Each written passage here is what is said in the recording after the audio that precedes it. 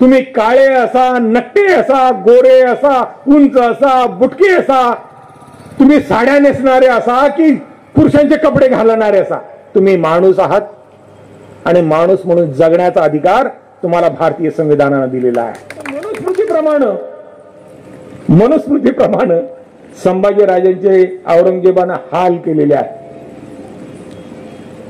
कारण संभाजी राजांना देखील शूद्र संबोधलं जात होतं.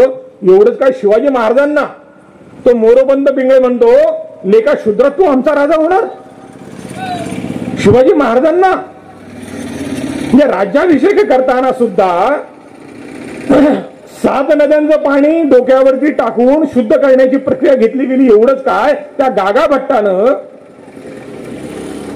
शिवाजी राजांच्या डोक्याला कुंकुम तिलक जो केला तो डाव्या पायाच्या अंगठ्यानं केला.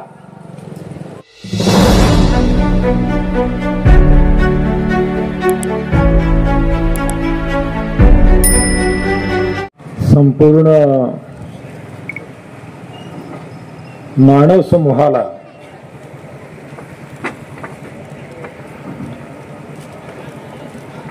क्लेशमुक्त होऊन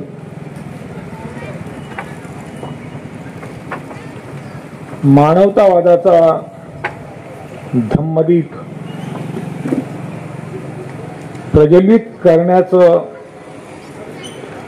प्रशिक्षण देणारे या संपूर्ण विश्वातील एकमेव महान शास्त्रज्ञ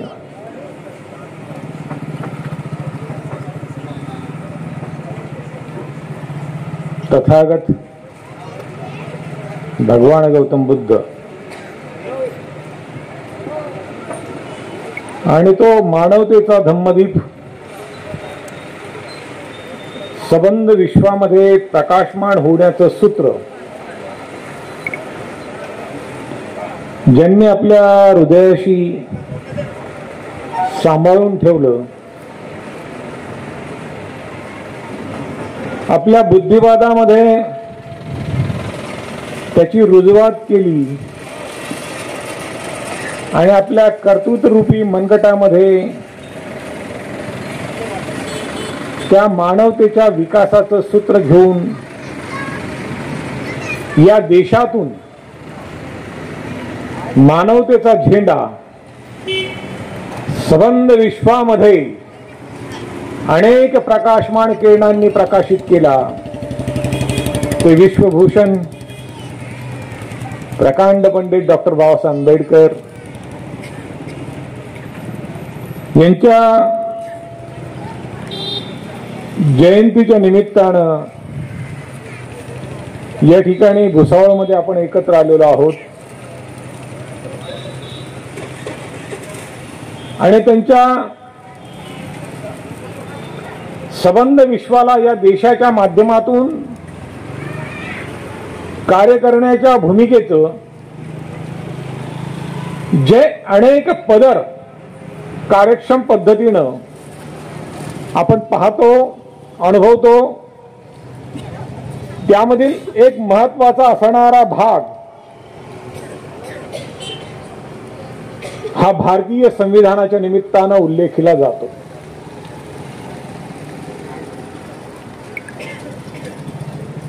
भारताचं संविधान म्हटलं की ते या देशाचा श्वास आहे. हे अगदी अलीकडे लोकशाही मरायला जात असताना या देशातल्या करोडो लोकांनी अनुभवलं अलीकडे आणि सगळ्याच जाती धर्मातल्या लोकांनी अनुभवलं. बाबासाहेबांचं जे अफाट कार्य आहे त्या अफाट कार्यातील फक्त एक भाग तो इतका महत्वपूर्ण आहे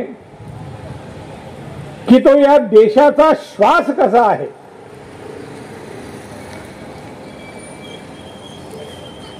त्याची अनुभूती अगदी अलीकडे या देशातल्या करोडो जनतेनं घेतली. आता ती कशी घेतली ते माझ्या व्याख्यानामधून हळूहळू हळूहळू थोडं, अर्थात ते तुमच्या डोक्यामध्ये आहे, मनामध्ये आहे, पण त्याला असं डोक्यातून काढून बाहेर दाखवावं लागणार आहे. आणि मग बाबासाहेब आंबेडकरांनी तथागत भगवान बुद्धांच्याकडून जे प्रकाशमान सूत्र घेतलं, त्या प्रकाशमान सूत्राच्या संवादी या राज्यामध्ये रयतेचा राजा म्हणून ज्यांचा उल्लेख केला जातो ते छत्रपती शिवाजी महाराज आहेत. महाडच्या चौदार तळ्याचा सत्याग्रह करताना किंवा आणखी काही ठिकाणी संदर्भ जे आहेत ते शिवाजी महाराजांचे उल्लेखाचे येतात, आपल्याला दिसतात. बाबासाहेब आंबेडकरांच्या सोबत माणगावच्या परिषदेमध्ये जनतेला रयतेला सांगणारा, रयतेचं दुःख पाहणारा, अनुभवणारा, तपासणारा आणि रयतेला सुख पेरू इच्छिणारा असा महान राजा, जो खऱ्या अर्थानं विचारानं चक्रवर्ती सम्राट होता, असा महान राजा, विचारांचा चक्रवर्ती सम्राट असणारा महान राजा राजर्षी शाहू महाराज ज्यांनी घोषित केलं की खऱ्या अर्थानं तुमच्या मनाचा, तुमच्या अस्तित्वाचा, तुमच्या जगण्याचा राजा म्हणजे बाबासाहेब आहेत, बाबासाहेब आंबेडकर आहेत.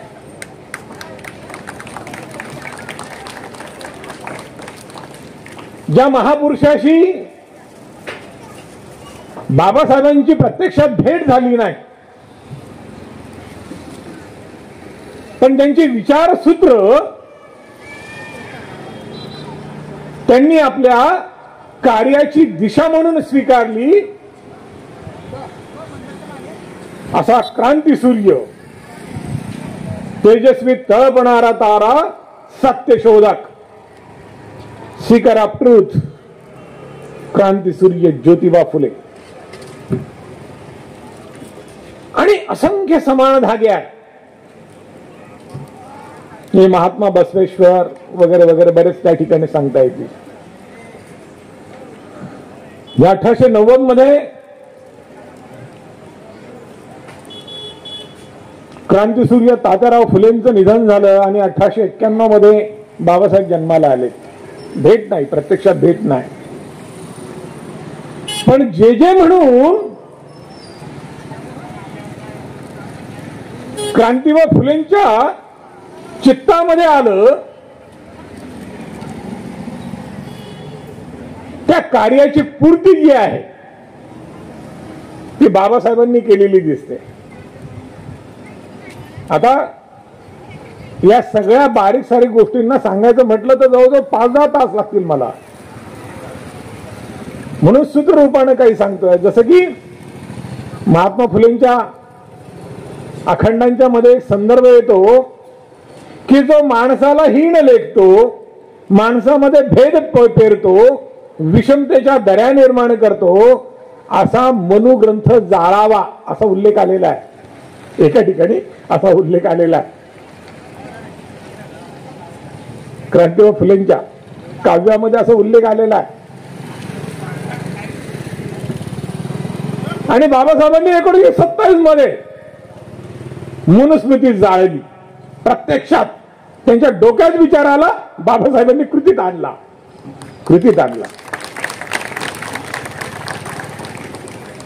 म्हणजे सबंध आयुष्य वाचनासाठी घालवणारा महामानव, सबंध जगणं आणि जगण्याचा श्वास पुस्तक बनवणारा महामानव,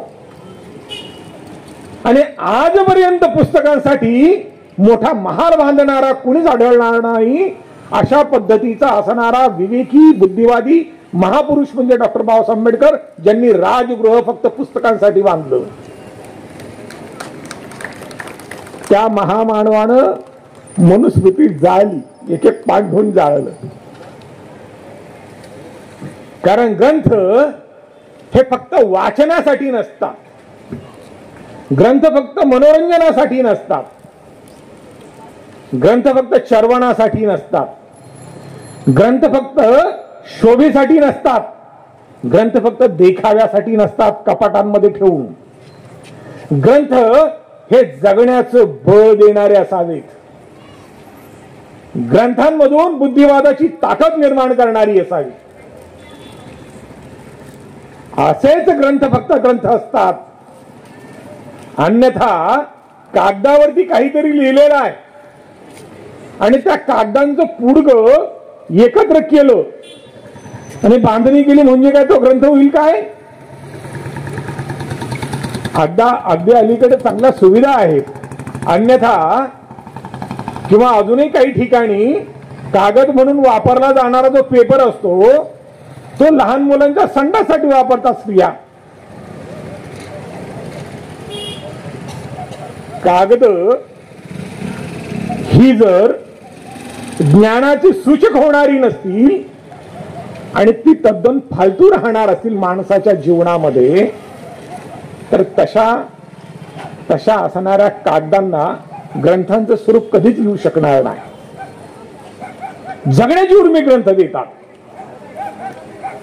आणि असे ग्रंथ इतिहास निर्माण करतात. ग्रंथ असे निर्माण करायचे असतात की जे हजारोंचा, जे लाखोंचा, जे करोडोंचा, जे अब्जावधींचा आणि येणाऱ्या असंख्य पिढ्यांचा श्वास बनला पाहिजे. श्वास बनला पाहिजे. एक ग्रंथ बाबासाहेबांनी निर्माण केला, अनेक लिहिले, एक ग्रंथ निर्माण केला आणि सबंध भारतीयांच्या प्रत्येक माणसाचा श्वास बनला भारतीय संविधान. ज्याला भारतीय संविधान उच्चारता येत नाही त्याचा देखील श्वास हा ग्रंथ आहे. ज्याला भारतीय संविधान माहिती नाही त्याचा देखील श्वास भारतीय संविधान आहे, भारतीय राज्यघटना आहे. ज्याला वाचली नाही त्याचा देखील श्वास आहे. जो भारतीय संविधानावरती टीका करतो त्याचा देखील श्वास भारतीय संविधान आहे. स्त्री असो, पुरुष असो, अडाणी असो, म्हातारा असो, तरुण असो, मरणासन्न असो, या देशामध्ये जो जो जन्माला येईल त्या प्रत्येकाचा श्वास म्हणजे, त्या प्रत्येकाच्या जगण्याचं सूत्र म्हणजे भारतीय संविधान आहे. बाबा रे, तू या देशामध्ये जन्माला आलेला आहेस, तुला जगण्याचा अधिकार हा भारतीय संविधान देतो. तुला श्वास घेण्याचा अधिकार हा भारतीय संविधान देतो. तुला माणूस म्हणून दृश्यमान करण्याचा अधिकार भारतीय संविधान देतो. तू माणूस आहे आणि या देशाचा नागरिक आहे. तुझ्यावरती अन्याय नाही करू शकत कुणी. भारतीय संविधान त्याच्या पाठीशी आहे. तू काळा आहेस, गोरा आहेस, नक्टा आहेस, उंच आहेस, स्त्री आहे, पुरुष आहे, तू कुणी राहा, तू या देशातला आहेस, या देशाचा नागरिक आहे. तुला सर्व संरक्षण भारतीय संविधानाने मिळतं. आणि म्हणून बाबासाहेबांच्या विचारांचे, कार्याचे अनेक पैलू आहेत, अनेक पैलू आहेत. जसं वारंवार या ठिकाणी याला धम्ममंच म्हटलं जात आहे. त्या धम्ममंचाच्या अनुषंगाने अनेक पैलू मला सांगावेसे वाटतात, पण हा विषय उपेक्षित राहायला नको. आणि म्हणून जागरूक असणारी मंडळी मला या ठिकाणी दिसते.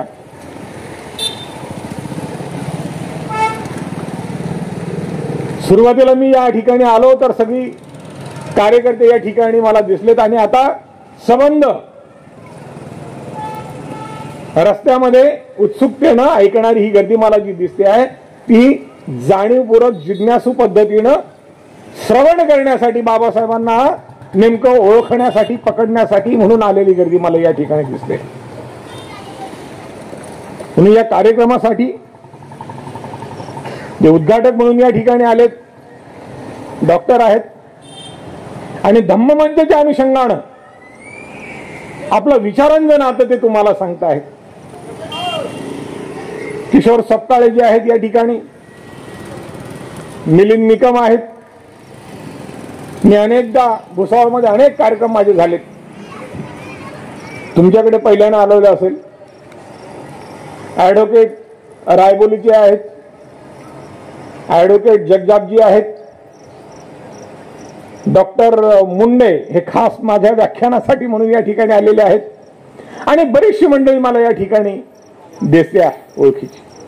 ही जाणीवेनं सूत्र पकडून या इथल्या असणाऱ्या सभेमध्ये विशेषत्वानं हे देऊ पाहणारे कार्यकर्त्यांचे हात मला दिसत आहे.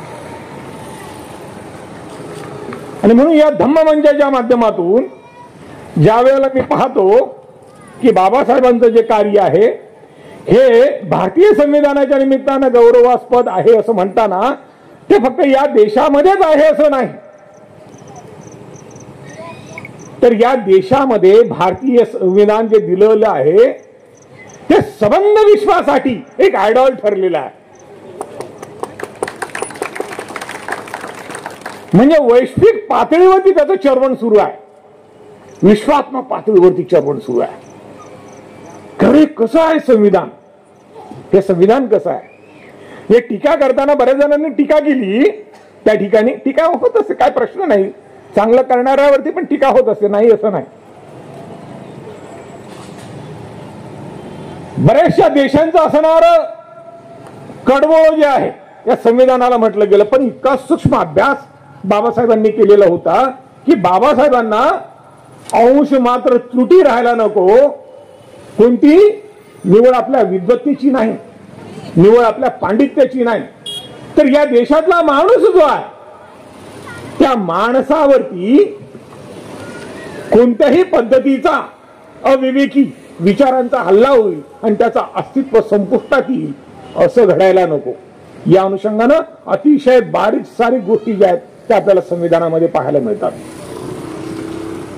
काय स्थिती होती म्हणजे खरं तर मी काही टिपणं काढलेली आहेत, पण ती टिपणं तुम्हाला पुस्तकी पद्धतीने जर सांगितली तर ती सगळी डोक्यावरनं जाण्याची शक्यता आहे तुमच्या. म्हणून मी टिपणं सांगण्यापेक्षा तुमच्या मनमेंदूच्या असणाऱ्या विवेकाशी संवादी राहून भारतीय संविधानाची काही सूत्र जी आहेत ती सूत्र मात्र मला महत्वाची म्हणून पेरावीशी वाटतात आणि त्या सूत्रांच्याकडे आपण लक्ष द्यावं अशी माझी इच्छा आहे. म्हणजे काय झालं की पहिल्यांदा तर बाबासाहेबांना सगळ्या बाजूचे दरवाजे बंद केले गेलेत. या संविधानाच्या असणाऱ्या परिघामध्ये ते जे निर्माण करायचं होतं कमिटीमध्ये, ती जी समिती होती त्या ठिकाणी सगळ्या बाजूचे दरवाजे बंद केले गेलेत आणि बाबासाहेबांना प्रवेश कुठूनच मिळणार नाही या पद्धतीची काटेकोर तजवीज केली गेली. विषमतेचा आणि जात्यंधतेचा प्रचंड अनुभव जो आहे एका विद्वान महान पुरुषाला किती अनुभवावा लागतो आणि तो एकांड्या शिलेदारासारखा कसा लढतो हे ज्या वेळेला आपण पुस्तकांच्या पानापानामध्ये पाहाल त्यावेळेला अंगावरती रोमांच उभे राहतील.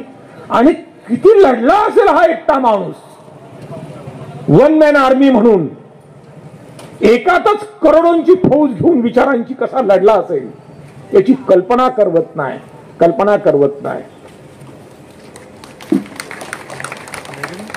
म्हणून बरीचशी माणसं जी आहेत विचारवंत सुद्धा अशी गणित मांडतात की बाबासाहेब तुमच्या आयुष्याचा हिशोब आम्हाला लागत नाही, कसं मोजायचं आयुष्य, कसं पाहायचं तुमच्याकडे आणि ही एवढं कार्य तुम्ही कसं करत गेलेलं असाल. मित्र हो, हा असामान्य महामानव या जगाला दिपवणारा हा उपेक्षित राहायला नको. म्हणून बंगाल प्रांतातनं जोगेंद्र मंडालानी यांनी प्रयत्न केला आणि तिथून निवडून आले बाबासाहेब, तिथून निवडून आले. एकटा होता आणि त्यावेळेला फक्त काँग्रेस होतं. ते काँग्रेस म्हणजे जवाहरलाल नेहरू आणि त्यांना धडकी भरत असायची. बाबासाहेब असं पोहोचलेत की धडकी भरतात. एकटा माणूस, एकटा माणूस. आता ते सगळं सांगत बसत नाही तुम्हाला, परंतु एक मुत्सद्देगिरीचा मुद्दा जो आहे तुम्ही किती कशा पद्धतीने ग्रास कराल मला माहित नाही, पण तुमच्यातल्या बहुतेकांनी केला पाहिजे. कारण आपल्या दैनंदिन आयुष्यामध्ये तुम्ही ज्या ज्या क्षेत्रामध्ये असाल, तुम्ही डॉक्टर असाल, तुम्ही वकील असाल, तुम्ही इंजिनियर असाल, तुम्ही ऑफिसर असाल, तुम्ही कुठेही असाल, तुम्ही कोणत्याही जातीचे असाल, धर्माचे असाल, पंथाचे असाल, पण तुम्ही विवेकी, बुद्धिवादी, विचारवंत जर असाल आणि तुम्हाला समजत असेल माणसाच्या कल्याणाचं सूत्र, तर मी काय सांगतोय ते तुम्हाला कळेल. म्हणजे काय, बाबासाहेबांच्या हातामध्ये या, तुमची वाटच पाहत होतो, घ्या घटना लिहायला, असं झालंय काय? असं झालंय. ज्यांच्यासाठी दरवाजे बंद केले सगळ्या बाजूनं, आणि तो मोठा इतिहास आहे. म्हणजे हे सगळं निवळ एक घटना ही सांगणं, एक घटना, एवढी जर घटना सांगायला गेलो ना तुम्हाला, म्हणजे बंगालमध्ये कसे निवडून आले, जोगेंद्र मंडलांनी काय केलं, काय कशा पद्धतीने कारस्थान झाली, हे सांगायला जवळजवळ 2 तास जातील. पण ते सांगत गेलं की बाकीच अपूर्ण राहील.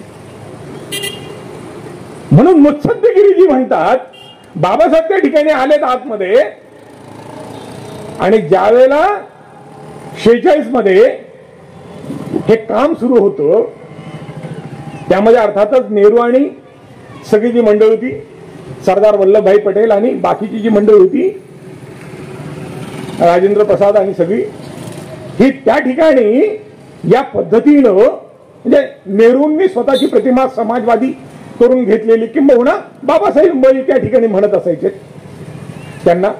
त्यांचा काही प्रमाणातला अभ्यास होता. पण ज्या वेळेला बाबासाहेब बोलायला उभे राहिलेत की सूर्य प्रकाशमान सूर्य मध्यांनी यावा आणि निस्तेज ताऱ्यांनी लोप पावावं, अशी स्थिती आपोआप सगळ्यांची होत असायची. म्हणजे नेहरू सह कुठे गायब होऊन जायचे, अदृश्य होऊन जायचे. म्हणजे त्यांचे विचार इतके तोडके आणि फिके पडत असायचे की जादू किंवा अंधश्रद्धेवरती तर आपला विश्वास नाही, पण चमत्कार असा व्हावा की प्रत्येकाला फक्त टाळ्या आणि टाळ्या वाजवाव्या लागत असायच्या. बाबासाहेब बोलायला उभे राहिले, मुद्दे मांडायला उभे राहिले की फक्त टाळ्या आणि टाळ्या, अशा पद्धतीचा भाग त्या ठिकाणी होत असायचा. काय होतं असं, काय होतं, ती मुत्सद्देगिरी. आणि त्या मुत्सद्देगिरीनं भारतीय राज्यघटनेचं शिल्पकार पद जे आहे ते सन्मानपूर्वक असं येत गेलं, ती माळ बाबासाहेबांच्या गळ्यामध्ये अशी जाणून बुजून, त्याचा हक्कदार म्हणून, अद्वितीय सूर्य म्हणून गळ्यामध्ये टाकली गेली, टाकावी लागली. पर्यायच नव्हता. एक घटना मी आणखी सांगेल त्या निमित्तानं.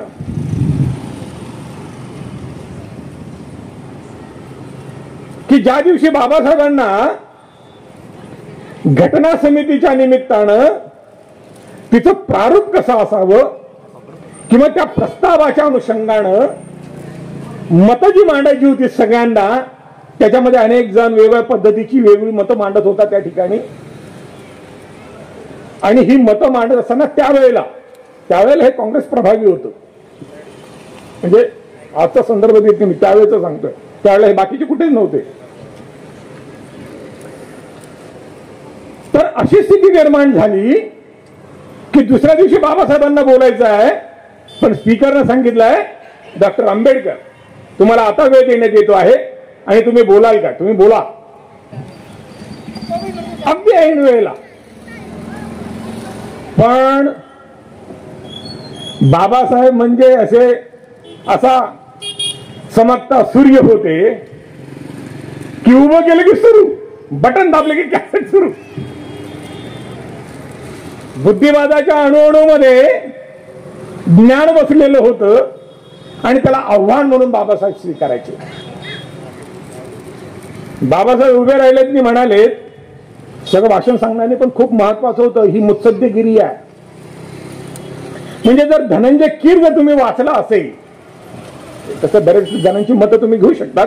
धनंजय कीर यासाठी मी तुम्हाला सांगतोय बाबासाहेबांची मांडणी करताना की धनंजय कीरनं तो मुद्दा टिपलेला आहे, तो क्षण टिपलेला आहे, तो प्रसंग आणि ते वातावरण टिपलेलं आहे आणि खूप सुंदर पद्धतीनं टिपलेलं आहे. त्याचं वर्णन धनंजय कीरांनी केलेलं आहे, ते तुम्ही त्या पुस्तकात वाचा. तरी देखील मी थोडक्यात तुम्हाला असं सांगेन की अशी स्थिती झाली की बाबासाहेबांना जाणून बुजून हजारोंच्या विरोधकांच्या फौजे पुढे आणून उभं केलं एकट्याला.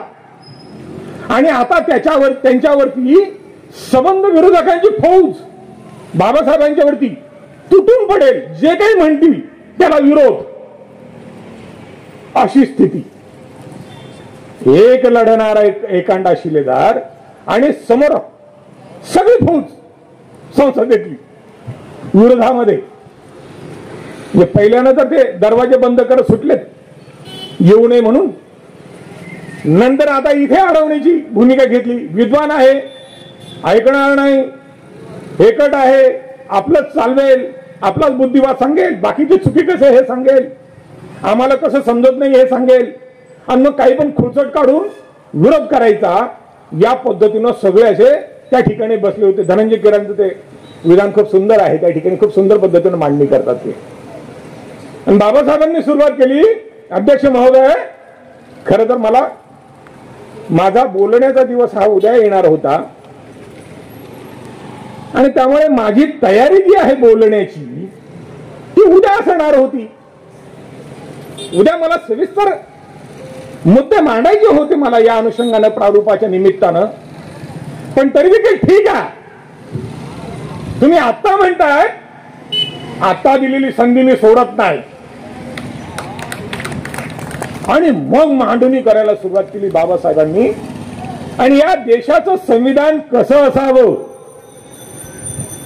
ते सर्वसमावेशक कसं असावं, ते एकात्म कसं व्हावं, ते सर्वांना सुलभ कसं व्हावं, ते प्रत्येकाचा श्वास कसं व्हावं, ते प्रत्येकाच्या जगण्याचा ध्यास कसं व्हावं, त्यामध्ये सामाजिक लोकशाही कशी असावी, त्यामध्ये जगण्याची सूत्र कशी असावीत, त्यामधील राष्ट्रनिष्ठा कशी असावी, दगडधोंड्यांच्याही पलीकडे माणसांचं असणार खऱ्या अर्थानं अस्तित्व जे आहे ते कसं असावं, याची एक सूत्रबद्ध पद्धतीची मांडणी घेत हा देश अनेक वर्ष सुखा समाधानानं नांदणारा कसा राहू शकेल, जर विवेकी माणसं याचं आकलन करत गेली तर हे संविधान सुंदर कसं बनू शकेल, अशी मांडणी केली.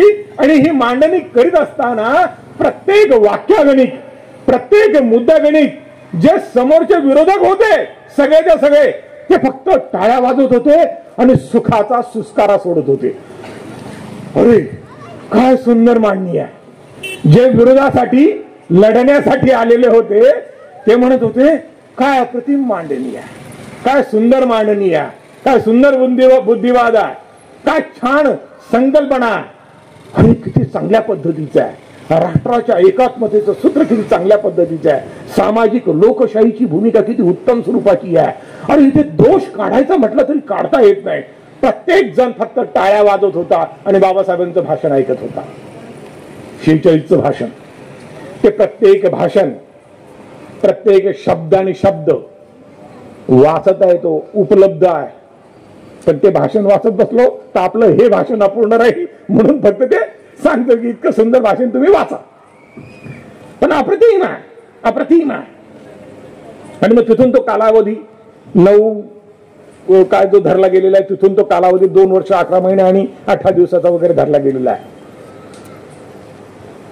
की संघ सभा जिंकून घेतली बाबासाहेबांनी. आणि हे काय होतं, ही होती मुत्सद्देगिरी, ही होती मुत्सद्देगिरी.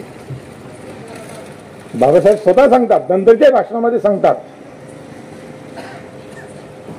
जर ती सभा त्यावेळेला जिंकली नसती, जर सबंध विरोधक संसदेतले त्या ठिकाणी हिप्नोटाईज झाले नसते बाबासाहेबांच्या बुद्धिवादानं, विचारांनी, तर बाबासाहेबांच्या गळ्यात भारतीय संविधानाच्या शिल्पकाराची माळच आली नसती. आणि म्हणून बाबासाहेबांच्या राजकारणाचं विश्लेषण करताना काही मार्मिक चिकित्सक, समीक्षक आणि संशोधक जे आहेत ते म्हणतात की बाबासाहेबांसारखा मुत्सद्दी सापडणे शक्य नाही. राजकारण कसं करावं ते जनतेसाठी कसं करावं आणि त्यामधून जनतेचं उत्थान कसं करावं आणि त्यामधून शुद्धता कशी पेरावी हे फक्त आणि फक्त बाबासाहेब सांगू शकतात. म्हणून आजच्या राजकारणाला सुद्धा दिशा देताना बाबासाहेबांच्या वरती विरोधात बोलणारे सुद्धा म्हणतात की बाबासाहेबांसारखं शुद्ध राजकारणी हा खऱ्या अर्थानं ज्ञान देणार आहे हे म्हटलं जातं. ते 1946चं भाषण. आता तुमच्यातले किती ग्रास्प करतील मला माहित नाही, पण ती भूमिका होती बाबासाहेबांची. आणि बाबासाहेब म्हणतात खरं तर मला या संविधान सभेमध्ये आणि समितीमध्ये यासाठी यायचं होतं. बाबासाहेब अतिशय स्पष्ट आहे, अतिशय स्पष्ट भूमिका आहे बाबासाहेबांची. माझी खूप छोटी अपेक्षा होती. काय अपेक्षा होती की जे कोणी दळलेले पिडलेले आणि मागासलेले लोक जे आहेत ना त्यांचं कल्याण करण्याची संधी मला मिळावी थोडी तरी, एवढीच फक्त भूमिका होती सुरुवातीला बाबासाहेबांची. फक्त आपल्याला तिथे एंट्री मिळाली, प्रवेश मिळाला की बाबा जे हजारो वर्षापासून जे दळलेले पिडलेले मागासलेले नाडलेले गाडलेले या व्यवस्थेमध्ये जे लोक आहेत त्यांना मला थोडासा प्लॅटफॉर्म कसा उभा करून देता येईल, त्यांना उभं कसं करता येईल, हा एक मुद्दा होता. एक मुद्दा होता. पण बाबासाहेबांच्या हातातच सगळं आलं की या सबंध देशाचं भलं करा.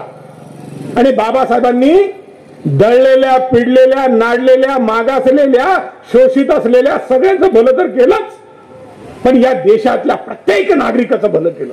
प्रत्येक नागरिकाचं भलं केलं, जनतेचं भलं केलं. म्हणून ह्या मुत्सद्दी त्या मुत्सद्दीत असणाऱ्या भाषणाचं जी सन्मानजनक जी माळ आहे ती त्यांच्या गळ्यामध्ये जीवन पडली ती या पद्धतीची आहे. आणि सगळेजण अतिशय प्रभावित झाले, अतिशय प्रभावित झाले. नंतर त्यांना मुंबईकडून बॉम्बेमधून आणलं गेलं, संविधान सभेच्या अनुषंगाने आणलं गेलं. आता ते सगळं पुन्हा आणखी सांगत बसत नाही, बारीक सारीक म्हणते. त्यांना आणलं गेलं कारण गरज ठरलेत, बाबासाहेब गरज ठरलेत, कारण त्यांच्याशिवाय संविधान होऊ शकत नाही. आणि मग प्रत्यक्षात संविधान लिहायला सुरुवात केली तर खूप खूप खूप अनुभव आहे. म्हणजे स्वतःच्या आजारपणाकडे दुर्लक्ष करून दिवसातल्या 24 तासापैकी 21 तास वाचन आणि लेखन करीत या देशाचं संविधान लिहिलं. 64व्या वर्षी गेला हो हा महापुरुष. 64व्या वर्षी, 64 वर्षामध्ये मी नेहमी उदाहरण देतो, आजही 64 वर्षाचा म्हातारा तरुणासारखा टनाटन उड्या मारतो असं मी म्हणतो. बाबासाहेब 64व्या वर्षी गेले, 64-65 वर्ष ते जाण्याचं वय आहे. आणखी 10 वर्ष जर राहिले असते तर हा भारत वेगळा राहिला असता, या सबंध जगाच्या नकाशावरती वेगळा दिसला असता. बाबासाहेबांच्या त्या मुत्सद्देगिरीमुळे त्यांना बॉम्बेमधून तिकडून आणलं गेलं समितीमध्ये. अशी गरज निर्माण झाली, सगळेजण अशी गरज निर्माण झाली सन्मानजनक. आणि घटना मसुदा समितीचं अध्यक्षपद त्यांना दिलं गेलं. आणि बाबासाहेबांना सुरुवातीला आश्चर्य वाटलं. नेहरूंनी बाबासाहेबांचा कोट असा खेचला असा आणि म्हणाले बाबासाहेबांना की तुम्हाला आम्ही घटना मसुदा समितीचे अध्यक्ष करणार आहोत, तुम्हाला चालेल काय? पहिलं म्हणजे ते बारीक सारीक हे आहे, ते पुस्तकांमधले बारीक सारीक दुवे आणि त्याच्यावरचं विवेचन तुम्ही वाचा, म्हणजे प्रत्यक्षातलं, कारण त्याच्यावरती 1-1 तासाचं व्याख्यान होईल अशा पद्धतीने. बाबासाहेबांनी असं संपूर्ण नेहरूंकडे पाहिलं आणि पहिल्याने बाबासाहेबांना आश्चर्य वाटलं की अरे, पण त्यांच्या समोर पर्याय नव्हता, दुसरा असा महान विद्वानच नव्हता या जगामध्ये नाही, या संबंध विश्वामध्ये नाही, शोधून सापडणार नाही. बाबासाहेबांनी एवढा विद्वान नाही की जो या देशाला न्याय देऊ शकतो भारतीय संविधानाच्या माध्यमातून. आणि बाबासाहेबांनी होकार भरला. अध्यक्षपदाची माळ त्यांच्या गळ्यामध्ये टाकावी लागली, पडली. आणि ती खरी अर्थानं मुत्सद्देगिरी 1946 मधल्या भाषणाची होती. आणि ती मुत्सद्देगिरी जी आहे आजही राजकीय मांडणी करणारे समीक्षक आणि संशोधक ती मांडणी करतात. आणि तेव्हा खऱ्या अर्थानं दर्शन झालं या देशालाही, या देशातून तथाकथित विश्वातल्या म्हणणाऱ्या विद्वानांनाही बाबासाहेबांच्या विद्वत्तेचं, बाबासाहेबांच्या मांडणीचं दर्शन झालं. आणि मग ती मांडणीला सुरुवात होत असताना संबंध देशाला जो न्याय मिळाला तो खूप अप्रतिम आहे. त्याच्यातल्या 2-3 ठळक घटना मला सांगाव्याशा वाटतात. म्हणजे पुणे कराराचा संदर्भ आहे, आपल्याला मेरलोमेंट योजना आहेत, बऱ्याचशा गोष्टी मला त्या सांगता येतील. अशा सगळ्या ह्या होत चाललेल्या होत्या. सुरुवातीचं प्रारूप घटनेचं त्या ठिकाणी होत चाललेलं होतं. मला विशेषत्वानं सांगायचं आहे किंवा आजपर्यंतचा असणारा तो प्रभाव आहे. अजूनही लोक शिकलेले असतात पण अंधश्रद्धाने अडाण्यासारखे वागतात. धर्मांधतेच्या नावानं अंधश्रद्धाने अडाण्यासारखे वागतात. म्हणजे ज्या मनूच्या ग्रंथाचा मी उल्लेख केला तो चातुर्वर्ण्याचं समर्थन करणारा ग्रंथ म्हणून त्याचा निषेध केला जातो. आणि तो ग्रंथ म्हणजे या अडाणी अंधश्रद्ध मूर्ख लोकांचं आतापर्यंतचं संविधान होता. नुसतं मनुस्मृती मनुस्मृती म्हणजे काय बाबासाहेबांनी असं म्हटलं म्हणजे असं तो समजून घेतला पाहिजे. तो संबंध सांगणार नाही पण त्याच्यातली सूत्र मी सांगेन. म्हणजे तुमचं मनुस्मृती असेल, विष्णुस्मृती असेल, आपस्तंभ धर्मसूत्र असेल, काय जे काही आहे ते त्या अनुषंगानं यामध्ये विषमतेचा नंगानाच होता. विषमतेच्या दऱ्या होत्या. एका विराट पुरुषाच्या मुखातून म्हणजे अजूनही शिकलेले लोक म्हणतात किंवा मानतात, अजूनही मनूला डोक्यात घेऊन नाचणारे लोक असू शकतात. एका विराट पुरुषाच्या मुखातून ब्राह्मण जन्माला आले. असा जन्म होतो का? हो, पण म्हणतात. म्हणून महात्मा फुलेंचा 1990 मध्ये मोठी खळबळ उडाली होती. बाळ गांगल वगैरे आणि त्या लोकांना आम्ही ती उत्तरं लेखांमधून दिलेली होती. बाळ गांगलला महात्मा फुलेंच्यावरती टीका केली होती. ते ब्रह्माच्या मुखातून ब्राह्मण जन्म, असं तोंडातून जन्म होतो काय? वर्ण म्हणून जे कोणी आपल्याला आता माहिती असतील, कोणाचाही असा तोंडातून जन्म नैसर्गिक प्रक्रिया अशी नाहीये. माणूस म्हणून जो कोणी जन्माला आलेला असेल त्याचा तोंडातून जन्म होतो. हॉस्पिटल काढायला लागले असते का तुमचे? हॉस्पिटलची गरज काय? क्षत्रियाचा जन्म खांद्यातून होतो. असा खांद्यातून जन्म होतो? क्षत्रियाचा जन्म खांद्यातून होतो. वैश्याचा जन्म कुठून होतो? पोटातून. आणि शूद्राचा जन्म कुठून होतो? शूद्र तर पायातून. असं पायातून जन्म होतो. ना तोंडातून जन्म होत, ना खांद्यातून जन्म होत, ना पोटातून जन्म होत. पोट म्हणजे असं नाभी किंवा अशा जन्म होत. आणि पाय, शूद्राचा जन्म कुठून? पायातून. आता शूद्र म्हणजे कोण? तर आतापर्यंत स्वतःला विचारवंत म्हणणारे किंवा स्वतःला अभ्यासक म्हणणारे, काही पुस्तकांचं लेखन करणारे किंवा भाषण देणारी माणसं शूद्र म्हणजे महारमांग चांभारांना समजतात किंवा म्हणतात. मूर्ख आहेत. शूद्र म्हणजे महारमांग चांभारणारे. शूद्र म्हणजे कोण? तर आत्ताचे ओबीसी. ओबीसी जेवढ्या जाती आहेत ते म्हणजे शूद्र. मग महारमांग चांभार कोण? ते हे अतिशूद्र. त्या मनूला योनीच सापडली नाही यांचा जन्म कुठून झाला म्हणून सांगायला. यांचा जन्मच नाही. हे कुठे? यांच्यासाठी जन्मच नाही. त्याचे सगळे अवयव संपून गेले पायापर्यंत. पायातून शूद्रा जन्म घेतला आणि हा बाकी त्यांचा जन्म सांगायचा कुठून? काही सांगता नाही आलं त्याला. त्यामुळे अतिशूद्र जे असतील त्यांच्या जन्मासाठी त्याला अवयव सापडला नाही. म्हणून शूद्र म्हणून ज्यांचा उल्लेख केला जातो त्यांनी वरच्या 3 वर्णांची सेवा करावी. आणि मग त्यांनी ज्ञान घेतलं, ऐकलं, बोलला तर त्याची जीभ चिरावी. तो उच्चवर्णीयाच्या समोर बसा, त्याचा पार्श्ववक्त छाटावा वगैरे वगैरे. शिक्षा आणि अतिशय नृशंस मानवताहीन असणारी व्यवस्था जी होती ती या ठिकाणी होती. आणि आजही आपण पाहतो ना. तुम्ही बघा की अगदी अलीकडच्या कालखंडामध्ये संभाजी राजांच्या वरचा चित्रपट गाजतो आहे म्हणतात, छत्रपती संभाजी राजांचा. त्या संभाजीराजांना सोबतीला असणारा जो महार होता वडूगावचा, त्यानं सगळं त्या अंगावरती घेतलं आणि भोगावं लागलं पुन्हा सगळ्या जमातीला जे आहे. तो पुढचा भाग काही चित्रपटामध्ये आलाच नाही, दाखवला गेला नाही. पण तो मनुस्मृतीप्रमाणे संभाजीराजांचे औरंगजेबानं हाल केलेले आहे. कारण संभाजी राजांना देखील शूद्र संबोधलं जात होतं.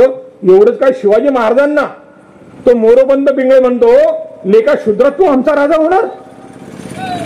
शिवाजी महाराजांना राज्याभिषेक करताना सुद्धा 7 नद्यांचं पाणी डोक्यावरती टाकून शुद्ध करण्याची प्रक्रिया घेतली गेली. एवढंच काय, त्या गागा भट्टानं शिवाजी राजांच्या डोक्याला कुंकुम तिलक जो केला तो डाव्या पायाच्या अंगठ्यानं केला. हा इतिहास आहे, हा इतिहास आहे. शूद्र संबोधन केला. तर ही इतकी घातक असणारी जी व्यवस्था आहे, जी अंधश्रद्धेमध्ये मानवताहीन माणसाचं मूल्य काढणारी आहे, माणसाचं जगणं नाकारणारी आहे, जी माणसाच्या विरोधी म्हणून माणसाचा नियम बनून या देशामध्ये हजारो वर्ष नाचली, कर्दन काळाप्रमाणे नाचली. आणि अजूनही धर्मांधतेच्या नावानं तिला नाचवण्याचा काही तथाकथित राजकारणी असतील, काही धर्मांध असतील, काही जात्यंध असतील, ते प्रयत्न करीत असतील, तर ते किती भयानक आहे, किती अविवेकी आहे, किती मानवतेच्या विरोधाचा आहे. त्या संबंध माणसाला माणूस पण नाकारणार आहे. आणि अशा वेळेला माणूस हा इथून तिथून एक आहे. सूत्र येतं. काय सूत्र येतं? ज्यांना कधी शिक्षणाचा अधिकार दिला गेला नाही ना, शिक्षण नाही, ज्ञान जर ऐकलं तर कानामध्ये तप्त शिशाचा रस होतावा. स्त्रिया, शूद्र, पशु, नारी यांना हे सब ताडण के अधिकारी तुलसीदास म्हणतो. यांना फक्त बदलून काढावं असं म्हणतो. तर हे जे काही आहे हे माणसामधील विषमतेचं असणार, अतिशय घातक असणार, विष पेरणार, विषाचा आगडोम पसरवणार एक म्हणजे एक भयंकर घर म्हणता येईल. आणि त्यामुळे माणसाचं अवमूल्यन करणार हे जे काही विषमतेचे विचार जे आहेत ते बाबासाहेबांनी दूर केलेत. नियमच केलेत, कडक नियम, कठोर नियम. आणि ते संविधानाच्या माध्यमातून अनुभवायला येतात. तुम्ही झोपडीत राहणारे असो की रस्त्यावरचे भिकारी असो, की महालातला अंबानी असो किंवा टाटा असो की बिर्ला असो, एक व्यक्ती एक मूल्य, समान, समानता, सारखेपण. या देशातला माणूस म्हणून जो कोणी जन्माला आलेला असेल त्याला एक मत, एक व्हॅल्यू, त्याचं सारखंच महत्व आहे. हा, आता माणसं त्यांची व्हॅल्यू कशी कमी करत निघालेत आणि ते स्वतःला विकत कसे निघालेत आणि त्यांची स्वतःची दयनीय अवस्था कशी करून घ्यायला निघालेत, हा वेगळा मुद्दा आहे. आणि राजकीय पटलाच्या अनुषंगानं सामाजिक विषमता कशी पुन्हा घोंगावायला लागलेली आहे, पुन्हा भ्रष्टाचार कसा उधळला जातोय, ही वेगळी निरीक्षण आहे. आणि त्या संदर्भात देखील बाबासाहेबांनी अतिशय स्पष्टपणानं सखोल पद्धतीनं मांडणी केलेली आहे. घटनेच्या संदर्भामध्ये ते सांगतात की घटना म्हणजे त्यांचं जे 25 नोव्हेंबर 1949 जे भाषण आहे, घटना ती देशाला अर्पण करतानाची, आपण स्वतःप्रती अर्पण करून घेतानाचं जे भाषण आहे ते खूप महत्वाचं आहे. त्याच्यामधला एक परिच्छेद खूप महत्वाचा आहे. की घटना कितीही चांगली असली, कारण बाबासाहेबांचं त्या घटनेच्या समारोपामध्ये घटना अर्पण करताना सभागृहातील प्रत्येक व्यक्ती जो होता तो कोणत्याही पक्षाचा होता, तो फक्त स्तुतिगान गात होता, बाबासाहेबांची स्तुती करीत होता की इतकी अप्रतिम घटना, इतकी माणसाचं कल्याण करणारी, या देशाचं कल्याण करणारी घटना जी आहे ती सुपूर्द होते आहे. कारण इतकं महत्व जे त्या घटनेचा संबंध मसुदा समिती आणि ते सगळ्यांनी ते पाहिल्यानंतर त्याचा सगळा प्रस्ताव जो होता त्याचं चर्वण झालेलं होतं. आणि त्याच्या अंतिम उत्तराच्या भाषणामध्ये ज्या वेळेला बाबासाहेब बोलत होते त्यावेळेला ते म्हणाले की तुम्ही माझी खूप स्तुती केलीत, घटनाकार म्हणून स्तुती केलीत, माझी खूप स्तुती सुमनं वाहिली तुम्ही माझ्यासाठीची, पण या स्तुती सुमनांनी खुश होऊन जावं असं मला वाटत नाही. तुम्हाला सगळ्यांनाच घटना या देशासाठी अप्रतिम झालेली आहे असं वाटत जरी असलं तरी जर घटनेचा वापर करणारे, अवलंब करणारे नालायक असतील तर घटना कितीही चांगली असली तरी तिचा उपयोग नाही. आणि या उलट तुम्हाला मी सांगेन की घटना जरी चांगली नसली पण नैतिक आचरण करणारे, चांगल्या पद्धतीचा विचार करणारे आणि चांगल्या पद्धतीने वापर करणारे जर लोक असतील तर घटना ही चांगली ठरत जाते.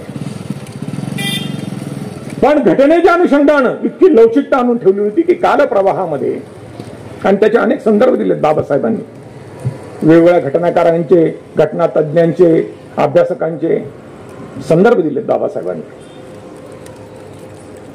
की या प्रत्येक तज्ञानं, घटना तज्ञानं घटना चांगली होण्यासाठी काय काय होईल त्या ठिकाणी. म्हणजे ज्यावेळेला एका बाजूला आपण असं पाहतो की घटनेच्या अनुषंगाने खूप स्तुती होत होती पण तरी देखील टीका देखील होत होती की घटना एवढे दिवस लागतात काय, 2 वर्षाच्या वरतीचा कालखंड उलटून चाललेला आहे,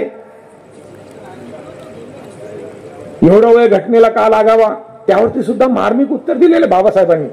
मग अमेरिकेची घटना, ऑस्ट्रेलियाची घटना, प्रत्येक घटनेला वेळ किती लागला, प्रत्येक घटनेमध्ये कलम किती आहेत, या घटनेमध्ये 395 कलम किती आहेत, आणि त्या तुलनेनं हा कालावधी घटना लिहिण्यासाठीचा जो आहे तो कसा कमी आहे किंवा किती योग्य आहे. आणि या एवढ्या कालावधीमध्ये 395 कलम आणि हा सगळा अभ्यास करून सगळी मांडणी करणं जे आहे हे किती अवघड होतं हे दाखवून दिले बाबासाहेबांनी. टी कृष्णमाचारी जे आहे यांचं एक विधान खूप सुंदर पद्धतीनं त्या सभागृहामध्ये गाजलेलं आणि महत्वाचं मानलं जातं. म्हणजे सगळ्या बाजूनं संसदेमध्ये बाबासाहेबांच्या घटनेचं आणि त्यांचं कौतुक, त्यांच्या विद्वत्तेचं, त्यांच्या कलमांचं, मांडणीचं कौतुक सुरू असताना टी कृष्णमाचार्यनं खूप महत्वपूर्ण संदर्भ सांगितलं की या घटना मसुदा समितीचे अध्यक्ष जे आहेत हे बाबासाहेब आंबेडकर होते आणि बाकीचे 7 सदस्य जे होते त्यांची नावं त्यांनी सांगितली की ही माणसं होती. पण काय गंमत झाली की एक सभासद मृत्यू पावला. एक सभासद जो होता तो राजकारणामध्ये गेला आणि त्याने वेळच दिला नाही. 2 सदस्य जे होते ते दिल्लीपासून दूर होते, ते परत घटनेमध्ये येत नव्हते. एक सदस्य जो होता तो अमेरिकेला गेला आणि तो तिथून पुन्हा येऊ शकत नव्हता. असे सगळे जे होते सदस्य, घटना मसुदा समितीतले जे सदस्य होते त्यापैकी एक देखील घटना मसुदा अतिशय चांगल्या पद्धतीनं करण्यासाठी उपस्थिती देऊ शकला नाही. टी कृष्णमाचारी म्हणतात कुणी देऊ शकला नाही. आणि मग सगळंच काम, एखाद्या शिल्पाला सुंदर बनवणारं सगळंच काम, म्हणजे पाणी घेण्यापासून ते झावरण्यापासून, सगळे रंगरंगटी करण्यापासून सगळंच काम फक्त आणि फक्त एकट्या डॉक्टर बाबासाहेब आंबेडकरांना करावं लागलंय. आणि त्या सगळ्या मसुदा समितीचं काम एकटं करताना, शरीर साथ देत नसताना देखील इतक्या सुंदर आणि अप्रतिम पद्धतीने त्यांनी केलं की अशी घटना या सबंध विश्वासाठी ही दिशादर्शक ठरते. असं एक सुंदरचं भाषण जे आहे टी कृष्णमाचारीचं ते खूप महत्वाची नोंद घेणारं मानलं जातं.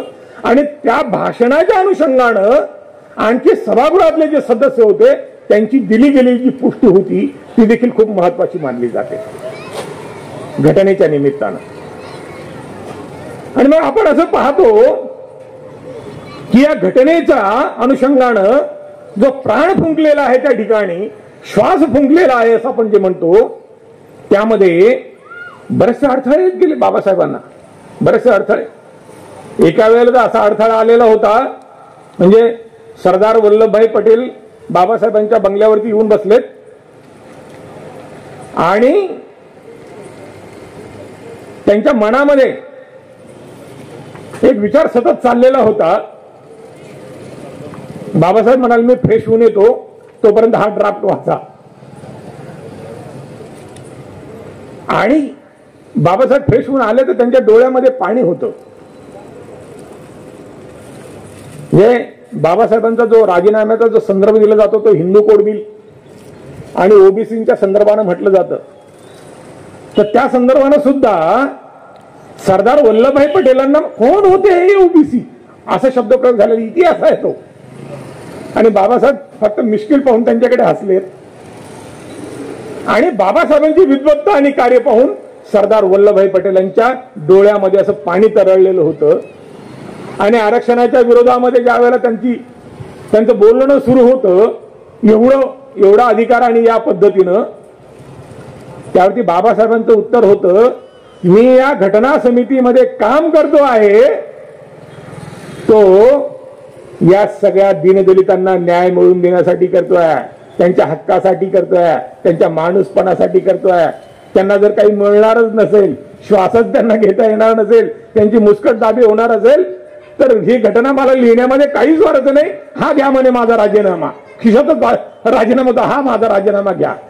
आणि तो सरदार वल्लभभाई पटेलांच्या हातामध्ये दिला. आणि सरदार वल्लभभाई पटेलांनी ते बघितलं आणि ते म्हणाले, बाबासाहेबांना म्हणाले, बाबासाहेब मैं इतना मूर्ख नहीं हूं कि इस छोटे से कारण के लिए आपका इस्तीफा संभाल के रखो और उसका राजकारण करू. त्यांनी त्यांच्या समोर तो राजीनामा काढला, कारण पर्यायच नव्हता, घटनाच दुसरं कोणी लिहू शकत नव्हतं. आणि त्यामधील भूमिका देखील जी बाबासाहेबांची होती ती इतकी स्पष्ट होती की समतेच्या प्लॅटफॉर्मवरती मला प्रत्येक माणूस आणायचा आहे. आणि त्यासाठी सुद्धा ते 10 वर्षाचा आरक्षणाचा जो मुद्दा होता तो त्यांनी त्या ठिकाणी घेतलेला होता.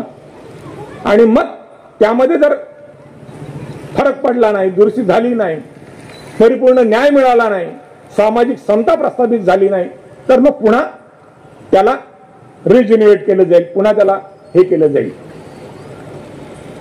अतिशय सूक्ष्म पद्धतीनं, अतिशय नेमक्या पद्धतीनं या देशातल्या प्रत्येक घटकासाठी काम करत होते बाबासाहेब. तुम्ही म्हणाल की बाबा हे तर फक्त संदर्भ तुम्ही सांगितला, जे दळलेले पिडलेले आहेत ते फार तर मग ओबीसी आहेत, फार तर बहुजन म्हणता येईल. बहुजन सगळा समाज जो आहे, सगळा या देशातला बहुजन समाज हा अधिकारानं सक्षम केला बाबासाहेबांनी, संपूर्ण बहुजन समाज. आणि त्या बहुजनांच्या मध्ये विशेषत्वानं ओबीसी. आणि ओबीसी म्हणजे मी तुम्हाला मोनूच्या भाषेमध्ये सांगितलं शूद्र. शूद्र म्हणजे ओबीसी, अतिशूद्रांचा संबंधच नाही. आणि लेखणीच्या एका फटकारानं या देशातील सबंध स्त्री मुक्त केली. स्त्री किती या देशामध्ये, स्त्रियांची संख्या जर मोजायची झाली तर स्त्रिया किती आहे? प्रत्येक घरात स्त्रिया आहेत ना.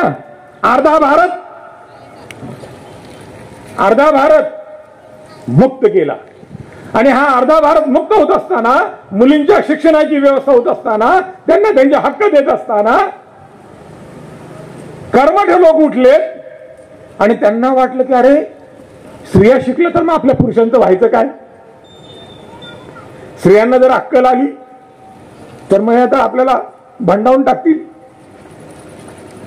आणि मग त्या पुरुषांनी आपल्या शेंडीला गाठ मारून स्त्रियांना मूर्ख समजून बाबासाहेबांच्या बंगल्यावरती मोर्चा काढायला लावला. कुणाला?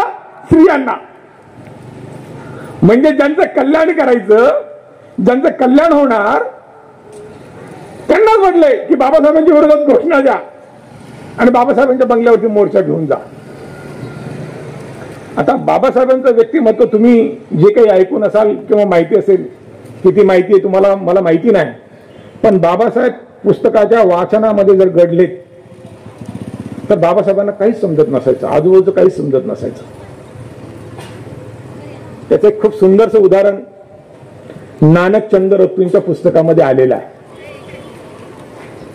नानक चंद्ररत्तू म्हणतात की मला घरी जायचं होतं, म्हणजे त्यांना सगळे कामं आटोपून रात्रीचे 1:30 वाजायचे घरी जायला नानक चंद्ररत्तूंना. बाबासाहेबांच्या सहवासातलं खूप सुंदर पुस्तक आहे त्यांचं. आणि मला जायचं होतं घरी थोडस 10-11 वाजता, रात्रीच्या 10-11 वाजता. आणि मी बाबासाहेबांना म्हणालो की मी थोडस उशीर येणार, सकाळी लवकर येणार नाही, तर मी तुमच्यासाठी चहा किंवा कॉफी या ठिकाणी आणून ठेवू का, पाणी वगैरे आणून ठेवू का? तर बाबासाहेब पुस्तक वाचत होते. म्हणाले ठीक आहे म्हणाले, ठेव म्हणाले तू, आणि तू जा म्हणाले. आणि नानक चंद्ररत्तू घरी गेले, जेवण केलं, झोपले, दुसऱ्या दिवशी उठले, अंघोळ वगैरे केली, नाश्ता केली आणि 11-12 वाजता बाबासाहेबांच्या बंगल्यावरती आले. आणि त्याने बघितलं की बंगल्याच्या बाहेर बाबासाहेब पुस्तक वाचतायत. आता पहिल्यानं नानक चंद्ररत्तूला असं वाटलं की बाबासाहेब पण झोपले असतील, सकाळी उठले असतील, आंघोळ केली असेल, नाश्ता बिस्ता केला असेल, नंतर खुर्चीवरून बसले असतील आणि हे पुस्तक वाचत असतील. नव्हे, बाबासाहेब विसरून गेलेले होते, स्वतःला विसरून गेलेले होते. आणि नानक चंद्ररत्तू तिथे आले. त्यांनी बघितलं तो पाण्याचा तांब्या, तो कॉफीचा कप तो तसाच होता. आणि त्यांना आठवलं की आपण हे कॉफी ठेवून गेलेलो हे असंच होतं. आणि त्यांना अगदी गलबलून आलं आणि हमसून नानक चंद्ररत्तू रडायला लागले बाबासाहेबांच्या पायाला हात लावून. आणि बाबासाहेबांनी पाहिलं आणि ते म्हणाले, अरे नानकचंद, तू घरी गेला नाहीस म्हणजे अजून? आता असं वाक्य म्हटल्यानंतर आणखी हमसून रडायला लागले. म्हणजे बाबासाहेबांना वाटलं हा 5-10 मिनिटापासून इथेच आहे. आणि खरं तर झाले होते 12-13 तास. आणि बाबासाहेब 21 तास वाचन करायचे, अभ्यास करायचे.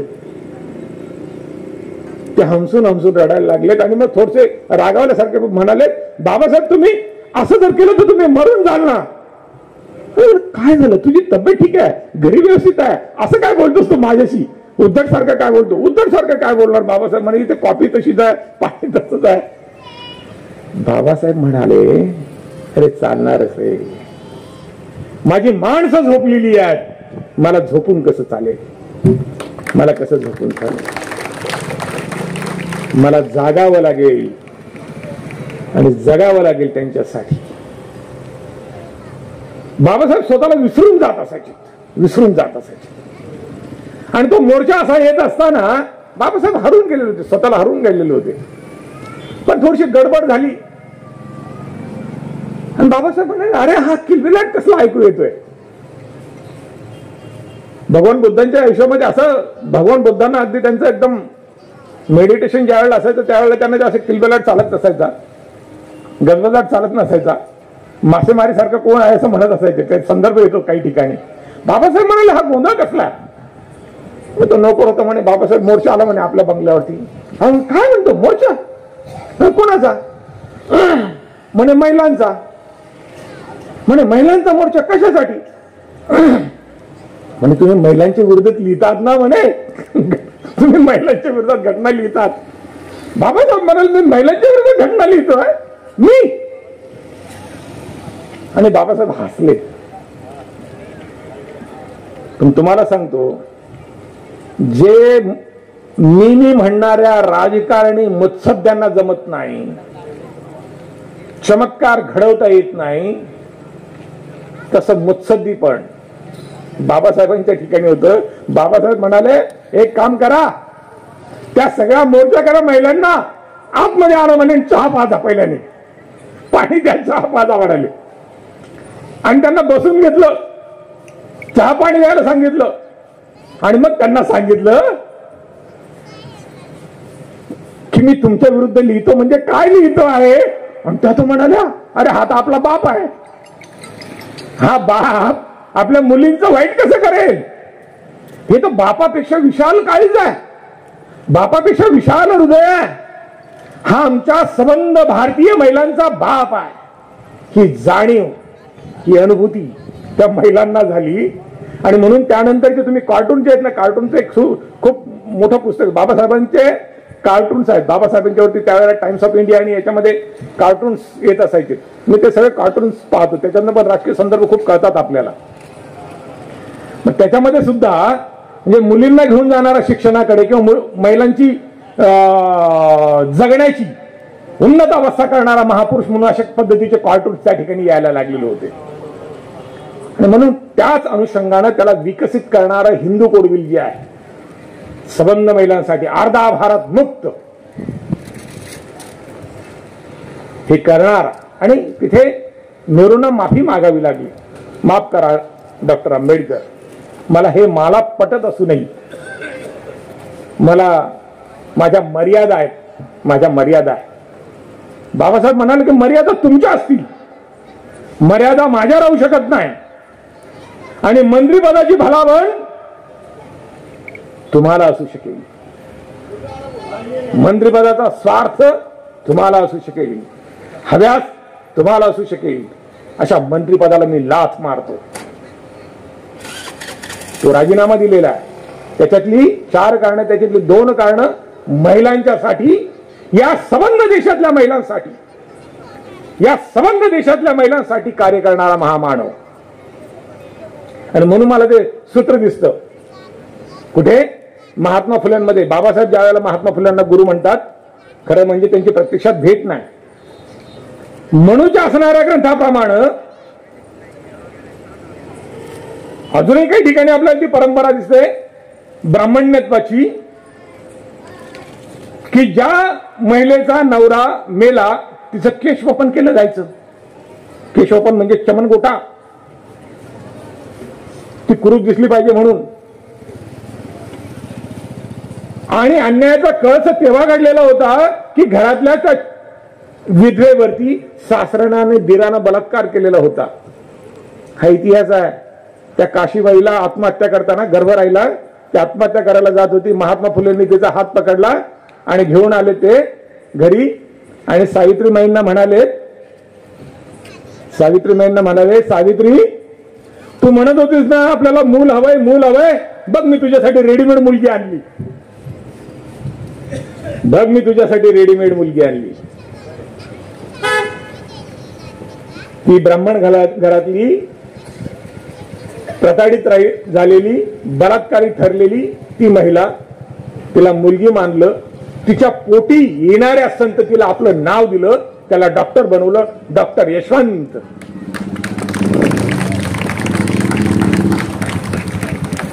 हे सूत्र आहे. ब्राह्मण्यवादाने महात्मा फुलेंना त्रास दिला, पण परंतु महात्मा फुलेंनी त्यांच्यावरती प्रेम केलं.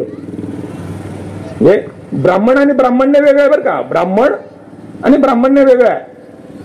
महात्मा फुलेंना अनेक ब्राह्मणांनी मदत देखील केलेली. भेडेवाडा असेल, त्यांचे अनेक मित्र ब्राह्मण होते. ब्राह्मण्य म्हणजे जो श्रेष्ठ कनिष्ठपणा पाहतो. आणि ब्राह्मण्य हे कोणत्याही जातीमध्ये असू शकतं, ते पाटलात असू शकतं, माळ्यात असू शकतं, कोळ्यात असू शकतं. ब्राह्मण्य म्हणजे इतरांना कमी लेखणं, त्याला म्हणतात ब्राह्मण्य. ब्राह्मण्य आणि ब्राह्मण यामध्ये फरक आहे. जो ब्राह्मण्य मानतो त्याला माणूस समजत नाही, आणि तो कुठे असू शकतो. तो ब्राह्मणाचे असू शकतो, तो वाणी, पाटील, कोळी, माळी, साळी, कोळी, कुंभार कोणत्याही जातीमध्ये असू शकतो. जो श्रेष्ठ कनिष्ठत्वाचे भेद मानतो तिथे आहे ब्राह्मण्य. आणि म्हणून त्या अनुषंगाने समतेची असणारी दिशा जी आहे ती बाबासाहेब देतात की जाती जातींमध्ये देखील पोट जाती आहेत ना, पोट जाती, प्रदेश भेद आहेत नाही का. आम्ही तर काय खानदेशातले, ते तर काय वानदेशातले, ते काय घाटीतले, ते काय विदर्भातले, प्रत्येक जातींमध्ये आहे. ते काय मुंबईचे, ते काय पुण्याचा, प्रदेश भेद आहेत, जाती जातींचे भेद आहेत. फक्त ब्राह्मणांमध्ये नाहीत पोट जाती, माळ्यांमध्ये आहेत, पाटलांमध्ये आहेत, कुंड्यांमध्ये आहेत, साळ्यांमध्ये आहेत, कोळ्यांमध्ये आहेत, महारांमध्ये आहेत, मांगांमध्ये आहेत, सांबारांमध्ये पोट जाती आहेत, पोट जाती आहेत. आणि तुम्ही जर म्हणाल तर त्याचे उल्लेख करून सांगेल मी, माझ्या पुस्तकात लिहून ठेवलेत मी ते. पोट जाती आहेत. आणि या पोट जाती एकाला दुसऱ्यापेक्षा कमी लेखतात. आम्ही श्रेष्ठ आहोत आणि आम्ही श्रेष्ठ कसे आहोत हे म्हणणारा जो मूर्खपणा आहे तो म्हणूच्या असणाऱ्या विषमताधारी असणाऱ्या विषदृष्टीतला पर्क्युलेशन आहे अजूनही आहे लोकांमध्ये, अजूनही पोटजाती आहेत. या सगळ्या विषमतेच्या दर्या ज्या आहेत, या सगळ्या विषमतेच्या दर्या लेखणीच्या एका फटकऱ्यानं मिटून टाकल्यात आणि बंधुता सांगितली. हा बंधुभाव जो आहे त्यामध्ये अंतर्निहित भगिनी भाव देखील आहे. बंधुतेचा असणारा संदर्भ जो आहे तो अतिशय व्यापक आहे. तो जीव सत्वांच्या प्रती आहे. तो भगवान बुद्धांच्या शुद्ध असणाऱ्या विचारांना स्पर्श करून आहे. त्या शुद्धत्वाचं, परिशुद्धत्वाचं, विशुद्धत्वाचं असं रूप आहे बंधुभाव, बंधुता. स्वातंत्र्य, तुम्हाला स्वातंत्र्य आहे, जगण्याचं स्वातंत्र्य आहे, वागण्याचं स्वातंत्र्य आहे, आचरणाचं स्वातंत्र्य आहे, विचाराचं स्वातंत्र्य आहे, विचार मांडण्याचं स्वातंत्र्य आहे. पण स्वैराचारी विचार नव्हे. तुम्ही म्हणाल बोलण्याचं स्वातंत्र्य कुणाला शिव्या देतो, चालणार नाही. स्वैराचार नव्हे, स्वातंत्र्य आणि स्वैराचार यामध्ये फरक आहे. तुमच्या हक्काचं, तुमच्या अस्तित्वाचं, तुमच्या अभिमानाचं, तुमच्या स्वाभिमानाचं, तुमच्या उत्कर्षाचं जे जे म्हणून काही असेल, जे जे मंगलमय असेल त्याचं स्वातंत्र्य आहे. तुमचा भोवताल सुंदर बनवताना, इतरांचे अधिकार जपताना, जोपासताना, इतरांना माणूस म्हणून समजून घेताना तुम्हाला स्वातंत्र्य आहे. आणि ते तुम्हाला बुद्धिवादात नाही येतं, ते बुद्धिवादात नाही येतं. स्वातंत्र्य यायला लागलं तर आपल्याला जसं स्वातंत्र्य आहे तसं इतरांना असलं पाहिजे. ही जी भावना ज्या वेळेला निर्माण होते त्यावेळेला मानवता धर्म निर्माण होतो, माणुसकीचं गीत निर्माण होतं, मानवतेचं सूत्र जन्माला घेतं. पण स्वातंत्र्य फक्त आम्हालाच पाहिजे, पुरुषांना, स्त्रियांना नको. इथे अमानवी व्यवहार निर्माण होतो, इथे विषमतेच्या दऱ्या निर्माण होतात. स्वातंत्र्य फक्त आम्हालाच पाहिजे कारण आम्ही वरच्या जातीतले आहोत, खालच्या जातींना नव्हे. इथे अमानुषता आहे, इथे माणूस पण नाहीये, इथे स्वार्थांधता आहे. स्वातंत्र्य फक्त भोगणार आम्हीच कारण आमचा रंगच गोरा आहे, इथे अमानुषता आहे. म्हणून तुम्ही कुणी असा, तुम्ही कोणत्याही जातीतले असा, तुम्ही कोणत्याही धर्मातले असा, तुम्ही कोणत्याही पंथातले असा, तुम्ही कोणत्याही विचारांचे असा, तुम्ही काळे असा, नट्टे असा, गोरे असा, उंच असा, बुटके असा, तुम्ही साड्या नेसणारे असा की पुरुषांचे कपडे घालणारे असा, तुम्ही माणूस आहात आणि माणूस म्हणून जगण्याचा अधिकार तुम्हाला भारतीय संविधानाने दिलेला आहे. आणि म्हणून तुम्ही भारतीय आहात. बाबासाहेब म्हणतात मी भारतीय आहे, मी प्रथमतः आणि अंतिमतः ही भारतीय आहे. मी प्रथमतः ही भारतीय आहे आणि अंतिमतः ही भारतीय आहे. एवढा सच्चा देशभक्त, एवढा स्पष्ट देशभक्त सापडणे नाही. पण ज्या वेळेला म्हणजे हा देश माझा आहे, मी या देशाचा आहे हे मी ठामपणाने म्हणतो. पण ज्या वेळेला हा देश आणि माझी माणसं अडली नडलेली आणि पिडलेली अशी वेळ येईल त्यावेळेला माझी माणसं प्रथम असतील आणि मग देश असेल. कारण देश हा माणसांचा असला पाहिजे. देश हा दगडधोंड्यांचा, प्रदेशाचा, झाडाझुडपांचा, गटारींचा, नाल्यांचा असा देश नसतो. ठराविक लोकांचा, ढेऱ्या फुगलेल्यांचा, इतरांच्यावरती अत्याचार करणाऱ्यांचा असा देश नसतो. देश माझा आहे असं म्हणताना देश समतेचा असला पाहिजे. या देशामध्ये राहणारा, वागणारा, जगणारा प्रत्येक माणूस हा समताधिष्ठित मूल्याचा असेल. हे समतेचं सूत्र आहे, हे समतेचं सूत्र आहे. आम्ही समता दौड विद्यापीठामध्ये आता आम्ही समता दौड काढलेली होती, त्यामध्ये तृतीय पंथीयांचा देखील सहभाग आम्ही करून घेतलेला होता. तरी माणूस म्हणून जो असेल त्याला दुःख झालं तर वेदना होतील, सुख झालं तर हवं असं वाटेल, कुणाला वाटत नाही. अपमान झाला, अवहेलना झाली तर दुःख वाटणार आहे, स्तुती झाली तर चांगलं वाटणार आहे. त्यामुळे कुणाचीही अवहेलना करणं, कुणालाही अपमानास्पद वागणूक देणं, कुणालाही हीन लेखणं, कुणालाही जातीवरून वाईट पद्धतीने संबोधणं याला अमानुषता म्हणतात, मानवताहीन अवस्था म्हणतात. म्हणून त्याच्यासाठी संरक्षण आहे. बाळा रे, घाबरू नकोस, तुझ्या पाठीमागे संविधान आहे आणि संविधान लिहिणारे बाबासाहेब आंबेडकर आहे. महिलांच्या पाठीमागे आहेत, जो पिडलेला आहे त्याच्या पाठीमागे आहेत, जो दळलेला आहे त्याच्या पाठीमागे आहेत, ज्याच्यावरती अन्याय होणार आहे त्याच्या पाठीमागे आहेत. मग तो कोणी असो, तो कोणी असे, घराघरामध्ये मानवतेचं सूत्र देताना देखील बाबासाहेब आहेत. मुलींना शिकवा असं म्हणणारे बाबासाहेब आहेत. मुलगा आणि मुलीमध्ये फरक करू नका असं म्हणणारे बाबासाहेब आहेत. ठीक आहे, फक्त त्यांनी विशिष्ट जातीच्या लोकांना, विशिष्ट धर्माच्या लोकांना सांगितलं असं नाही, सर्वांसाठी. आणि त्यासाठी सतत प्रयत्न केला. हे सगळं भोगलेलं आहे, हे सगळं अनुभवलेलं आहे. पण तुमचा महाडचा चौदार तळाचा सत्याग्रह असेल, काळाराम मंदिराचा सत्याग्रह असेल, बाबासाहेबांच्या अंगावरती लाठ्या काठ्या घेऊन आलेले किती लोक असतील,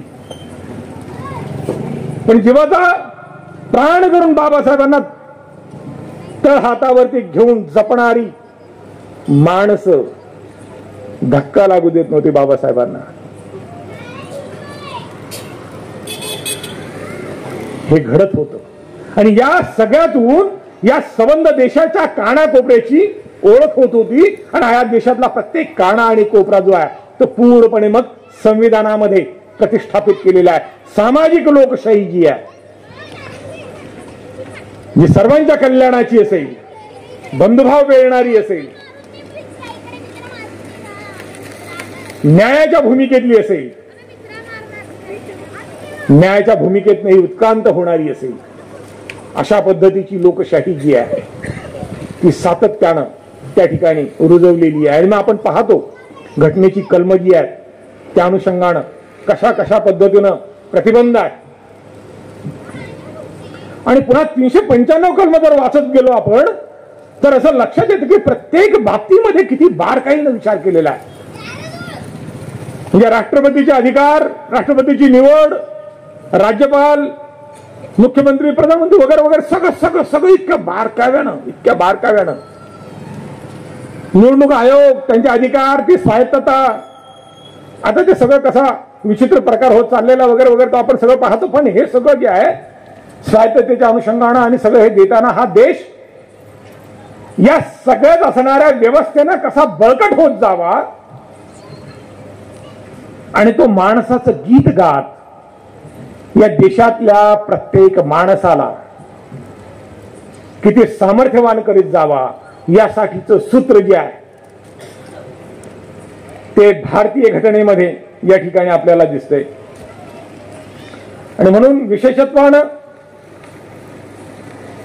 काही महत्वाचा मुद्दा राहिला असेल फक्त तर तो मी पाहून घेतो. किती वेळ बोलायचं मला अजून? चालेल ना. हा नाही मग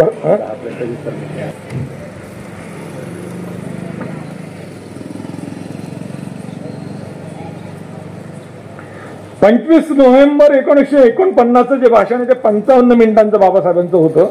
आणि त्यामध्ये त्या समारोपाच्या भाषणामध्ये त्यांनी खूप सुंदरसा उल्लेख केला होता की तो म्हणजे देश फितुरीचा.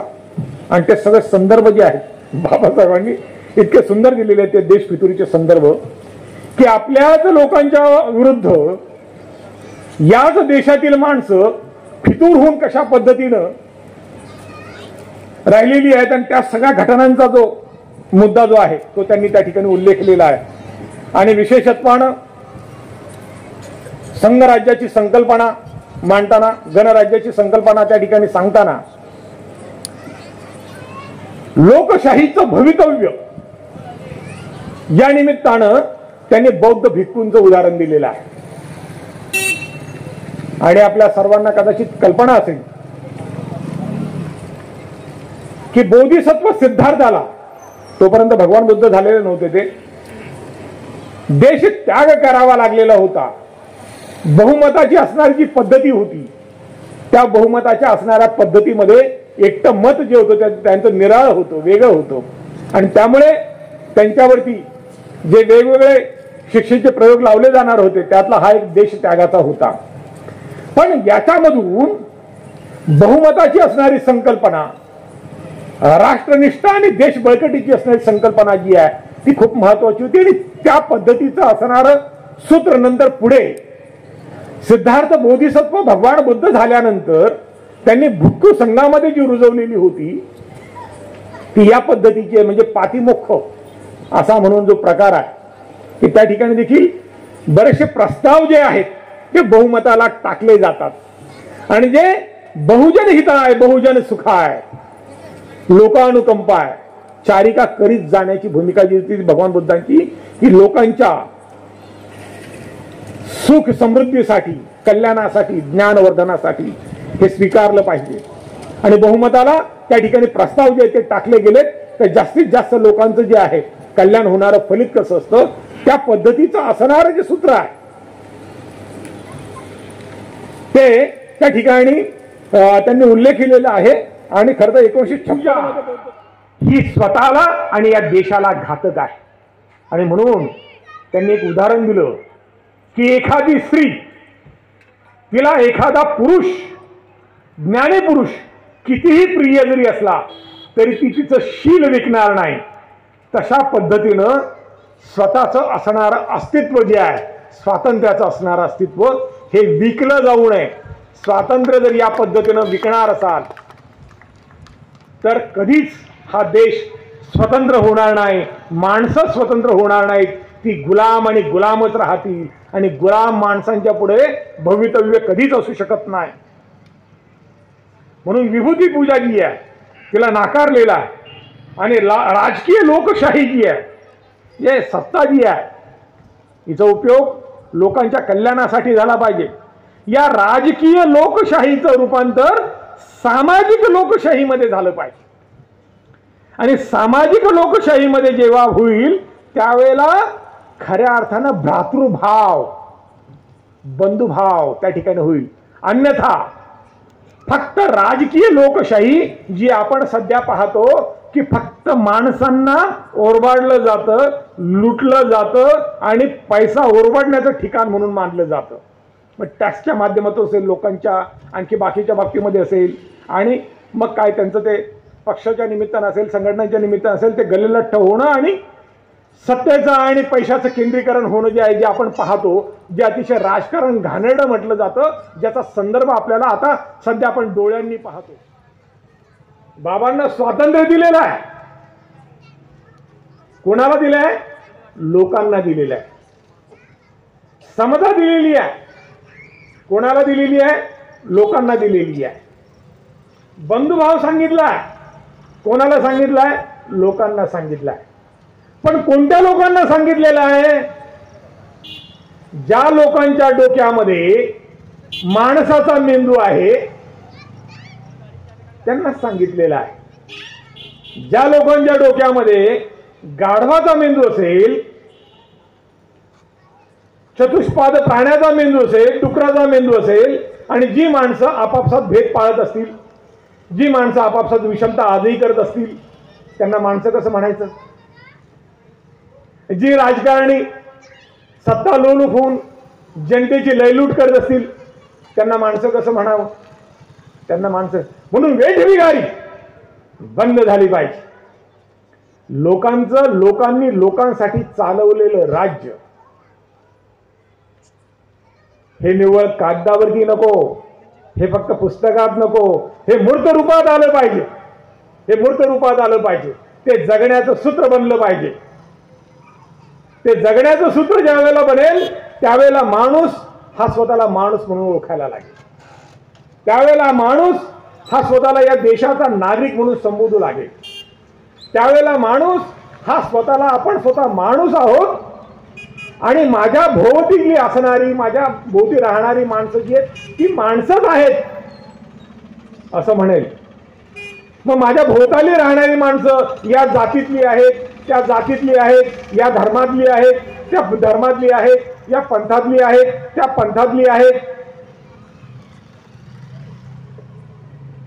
काळी आहेत, कुरूप आहेत, गोरी आहेत, उंच आहेत असं म्हणणार नाही. कारण त्याला माणसाचा मेंदू आलेला असेल, माणसाचा मेंदू आलेला असेल. म्हणून लक्षात ठेवा, जे जे जात्यंध आहे, जे जे धर्मांध आहे, जे राजकारणामध्ये म्हणून लयलूट करू पाहतात, जनतेचं शोषण करतात, जे हैदौस घालतात स्वार्थांधतेनं, त्यांना माणसं कसं म्हणता येईल? ते तर लुटारूच आहे. आणि हे लुटारू सगळीकडे, समाजात, सगळीकडे, सगळ्या ठिकाणी असू शकतात. शिक्षणात कुठेही असू शकतात, कुठेही असू शकतात. म्हणून माणसं होण्यासाठी नीतिमत्ता असणं आवश्यक आहे. माणूस होण्यासाठी नीतिमान बनणं आवश्यक आहे. म्हणून मगाशी तो उल्लेख केला डॉक्टरांनी की किमान पंचशील जे आहे, आपण सुरुवातीला पंचशील या ठिकाणी घेतलं ना, ते पंचशील जरी घेतलं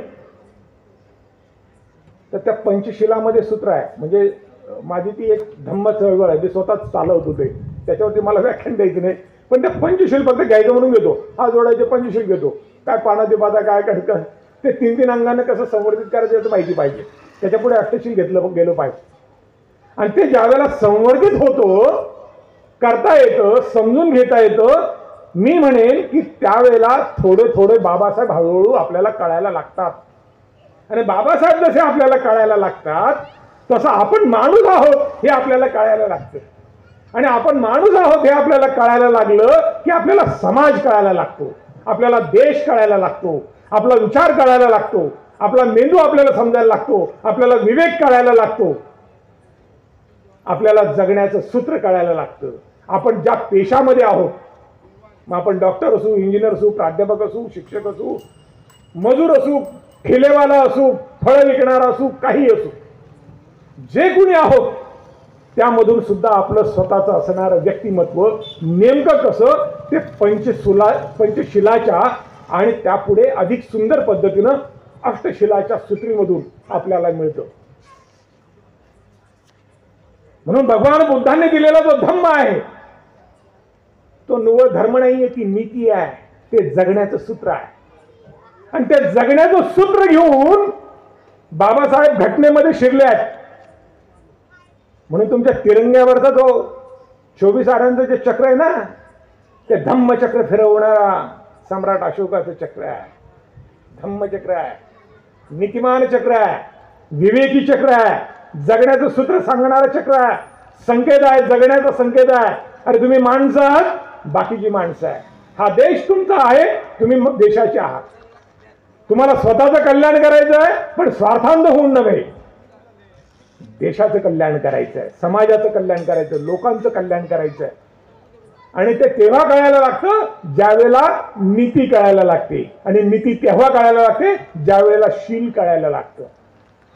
म्हणून शील संवर्धन करायचं, नीती पुष्ट करायची, मानवतावाद पुष्ट करायचा, आणि मग जगण्याचं सूत्र घेऊन उभं राहायचं.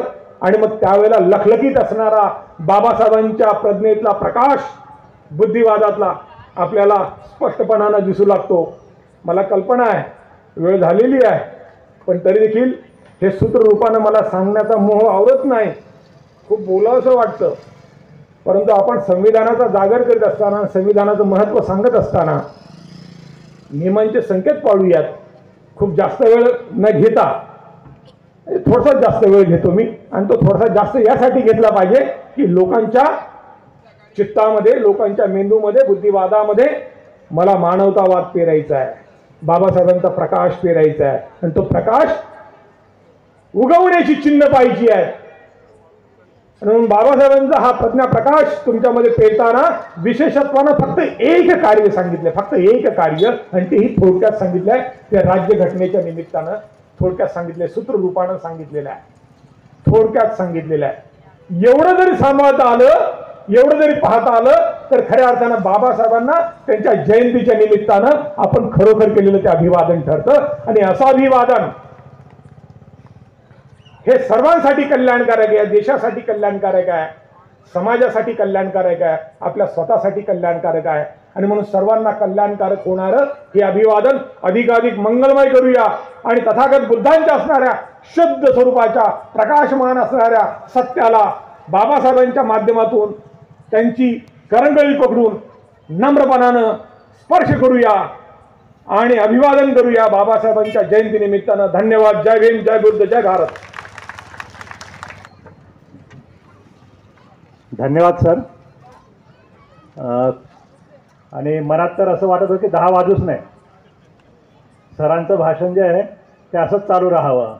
इतक्या मंत्रमुग्ध वाणीने आणि आपल्या प्रखर आणि पांडित्यपूर्ण आवाजात सरांनी या ठिकाणी भारतीय संविधान आणि भारतीय संविधान लिहिण्याचं जे महत्त्वपूर्ण कार्य बाबासाहेबांना मिळालं ते कशा प्रकारे मिळालं, त्यात किती अनंत प्रकारच्या अडचणी निर्माण झाल्यात आणि बाबासाहेबांनी त्यावर मात करत ते कसं पूर्ण केलं. आणि त्या अनुषंगानं बाबासाहेबांचं व्यक्तिमत्व आणि त्यांचे पैलूही सरांनी आपल्या भाषणात उत्तम प्रकारे इथे विशद केले आहेत. त्याबद्दल सरांचे खूप खूप आभार, मनपूर्वक धन्यवाद. या अनुषंगानं मला इथे सांगावंसं वाटतं, खरोखरच आज गरज आहे प्रत्येक भारतीयाने भारतीय संविधानाचा अभ्यास करण्याची, भारतीय संविधान जाणून घेण्याची व भारतीय संविधानास आपली जीवन पद्धती बनवण्याची. तरच खरोखर आपण बाबासाहेबांचे खरे अनुयायी आहेत हे या इथे मला सांगायचं वाटतंय. यानंतर वेळ झालेली आहे. आजच्या या कार्यक्रमाचे अध्यक्ष माननीय आयुष्यमान किशोरभाऊ सपकाळे यांना मी या ठिकाणी आमंत्रित करतो. छत्रपती शिवाजी महाराज, राजश्री शाहू महाराज, संत कबीर, बिरसा मुंडा, लोकशाहीर अण्णाभाऊ साठे, रामास्वामी पेरियर, माता जिजाऊ, माता सावित्री, माता रमाई, माता भीमाई, त्याचप्रमाणे आज आपण विश्वनिर्माता डॉक्टर बाबासाहेब आंबेडकर यांची 134वी जयंती साजरी करत आहोत.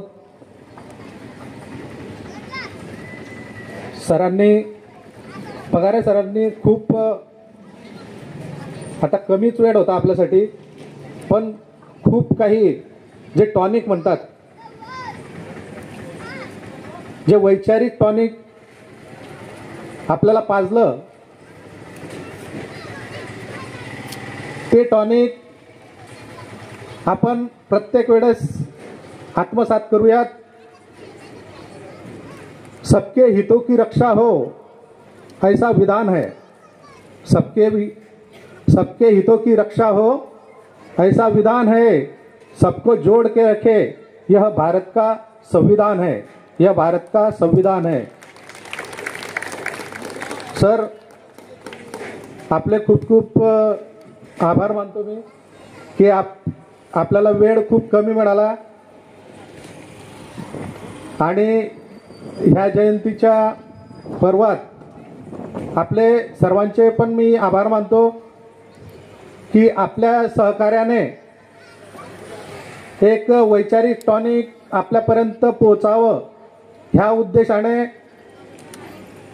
सरांपर्यंत आम्ही पोहोचलो. आणि सरांना आम्ही एक विनंती केली. सरांचं खूप बिझी शेड्यूल आहे, तर आमच्या विचाराने एक त्यांना आमंत्रण देऊन त्यांचा वेळ घेतला आणि सरांनी पण आम्हाला एकदम नाराज न करताना आम्हाला एक आश्वासन दिलं की मी तुम्हाला मार्गदर्शन करेल. तर सर, खूप खूप धन्यवाद तुमचे. आंबोरे सर पण खूप बिझी शेड्यूल आहेत. त्यांनी पण पूर्ण आठवडाभराचं शेड्यूल आमच्यासाठी एक बाजूला काढून ठेवलं. त्यांचेही खूप खूप आभार. आणि आजच्या या मी काही जास्त आता काही सांगत नाही कारण वेळ पण खूप झालेला आहे. आणि आजच्या या धम्मबंधू आणि धम्मभगिनी ग्रुपने मला अध्यक्षपद दिलं ह्यावेळेस त्यांचाही मी ऋणी आहे. आणि फक्त काही बोलत नाही मी जास्त, एवढंच बोलून मी आपल्याला शुभेच्छा देतो की 134व्या जयंतीच्या खूप खूप मंगल शुभेच्छा. हे शुभेच्छा देताना मला आवर्जून सांगावंसं वाटते की हा एवढा जो महिन्याभरापासून जे आमचं शेड्यूल चालू आहे की काहीतरी करावं समाजासाठी, काहीतरी प्रबोधनात्मक कार्यक्रम इथे राबवावा आणि प्रत्येक कॉलनीतून सर्वांना एकत्रित जोडून एक वैचारिक मंथन आपल्याला ऐकता येईल किंवा आत्मसात करता येईल ह्या अनुषंगाने आम्ही हा सर्व प्रयत्न केलेला आहे. पण ह्या प्रयत्नामध्ये आमचे सोबतीमध्ये आमचा एक बंधू दिवंगत अतुल रामटेके हा एकदम प्रचंड उत्साही आणि मनमिळावू स्वभावाचा आमचा एक सच्चा भीमसैनिक आमच्यातून हरवला. ते खंत आम्हाला वाटते. त्याचप्रमाणे आता 2 दिवसापूर्वी आमच्या भगिनी वंदनाताई ह्या वंचित बहुजन आघाडीच्या जिल्हा अध्यक्ष आहेत. त्या पण आम्हाला एकदम सपोर्टिव्ह आहेत. त्यांचे मिस्टर देखील आता 2 दिवसापूर्वी त्यांचं दिवंगत झाले. ती पण एक खंत वाटते की आमचे काही काही जे हिरे म्हणतात आम्हाला, आपण म्हणू त्यांना की हिरे जे विखुरतात आहे. पण जर आपण म्हटलं पंचशिलेचं जर पालन वगैरे जे आहे ते तर आपण करतोच आहे. पण भगवान बुद्धांचा जो धम्म त्यांनी सांगितला आहे आपल्याला, जो सूर्य होतो तो मावळतोच, तेच आपण लक्षात ठेवलं पाहिजे. माणूसाचा जन्म होतो आणि मृत्यू पावतोच. आपल्यात त्यांचं हे कर्तृत्व एवढंच असेल. म्हणून मी शब्दसुमनांनी त्यांना श्रद्धांजली वाहतो आणि माझं एक अध्यक्षीय भाषण हे थोडक्यात संपवतो. जय भीम, जय बुद्ध, जय भारत.